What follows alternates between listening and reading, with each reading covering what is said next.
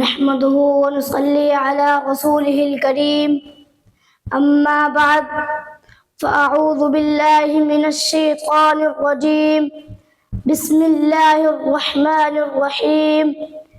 قل هل يستوي الذين يعلمون والذين لا يعلمون إنما يتذكر أولو الألباب إنما يخشى الله من عباده العلماء طلب العلم فريضة على كل مسلم أو مسلمة صدق اللہ العظیم۔ جناب صدر مجلس،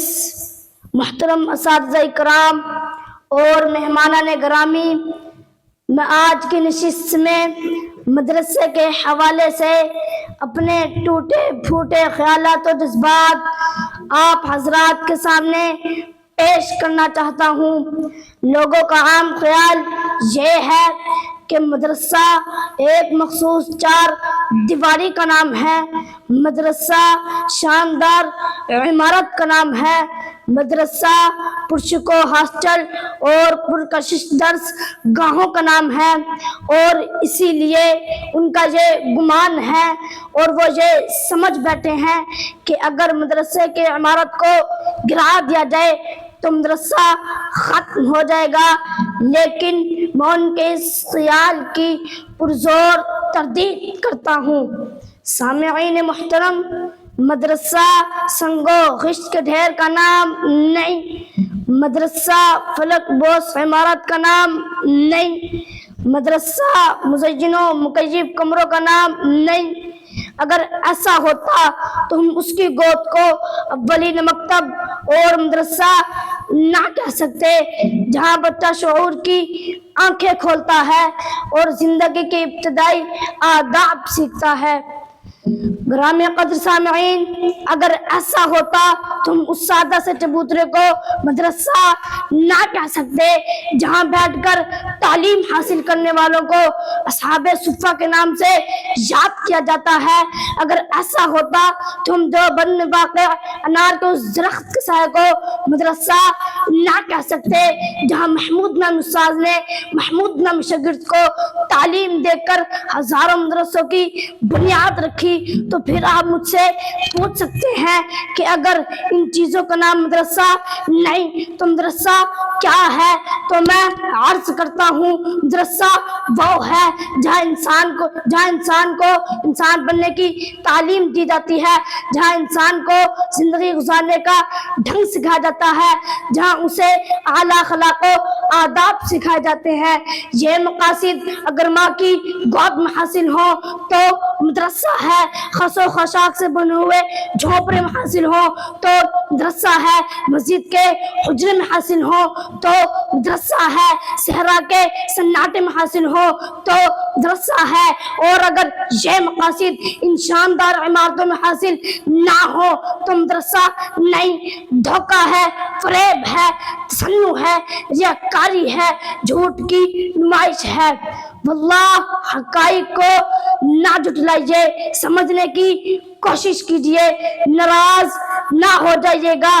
آج ہماری یونیورسٹیوں کی عمارتیں میلوں میں پھیلی ہوئی ہیں، اسی عریض اسکولوں کالج ہیں، ہر آسائش مہیا کی گئی ہے، ہر سہولت دی گئی ہے، لیکن آج ہماری یونیورسٹیوں کالجوں اور مکاتب کی کوکھ باندھ ہو چکی ہے۔ وہاں سے زمانے کا رخ بدلنے والے انقلابی ریسرچ کا حق ادا کرنے والے محققین، دین کا درد رکھنے والے مسلمان اور اخلاق کا جھنڈا بلند کرنے والے انسان پیدا نہیں ہو رہے، بلکہ میں کس زبان سے کہوں، کس حوصلے سے کہوں، یہاں سے فلموں کے ایکٹر، ہیروئن کے تاجر، جھوٹے وعدے کرنے والے سیاستدان، خون کے پیاسے قاتل اور حرص و ہوس کے پجاری پیدا ہو رہے ہیں۔ سامعین محترم، جب تک تعلیم و تعلم کا صحیح جذبہ پیدا نہیں ہوگا، جب تک ہماری سوچ کا رخ تبدیل نہیں ہوگا، اس وقت تک اظہاری ٹاٹ بات کسی کام نہیں آئے گی۔ جب طالب علم اپنا آپ کو طالب علم سمجھتا ہے تو پھر ظاہری کروفر نہ ہونے کے باوجود مدرسہ پھیلتا ہے، علم کا نور پھیلتا ہے، زمانہ گہرائیاں لیتا ہے، ہواؤں کا رخ بدلتا ہے، افکار سے اعمال تک تبدیلی آتی ہے۔ ایسے انسان پیدا ہوتے ہیں جن کی مثال آنے سے زمانہ قاصر رہتا ہے۔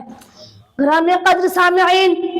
اپنے 1400 سالہ تاریخی اقدار اور اپنے معاشرتی کردار کو یاد کیجئے اور اپنے دینی روایت کے منبع و مرکز کی طرف لوٹ آئیے اور اپنے عظیم نبی کی اس بے مثال درسگاہ کو یاد کیجئے جن میں یہ سب جرنیل اور سپاہ سالار، حکمران اور جہاں آبا، فقہاء اور عقلاء، زہاد اور صوفیاء اسی مدرسے کے تعلیم یافتہ تھے، جن کے پاس شاندار عمارت نہ تھی، درسگاہوں کی قطاریں نہ تھی، کتابوں کے انبار نہ تھے، تحقیق کے مراکز نہ تھی، مشاہدے کی رزگاہیں نہ تھی، لیکن اصول علم کا جذبہ تھا، تربیت کا مضبوط نظام تھا، استاد کے دل میں شفقت و محبت تھی، شاگردوں کے دلوں میں عقیدت و عظمت تھی۔ اور اگر آج یہ چیزیں ہمارے اندر بھی آ جائے تو یقین جانیے پھر ماں کی گود مدرسہ ہوگی، مسجد کا حجرہ مدرسہ ہوگا، جہاں کوئی صاحب علم بیٹھ جائے گا وہی مدرسہ ہوگا،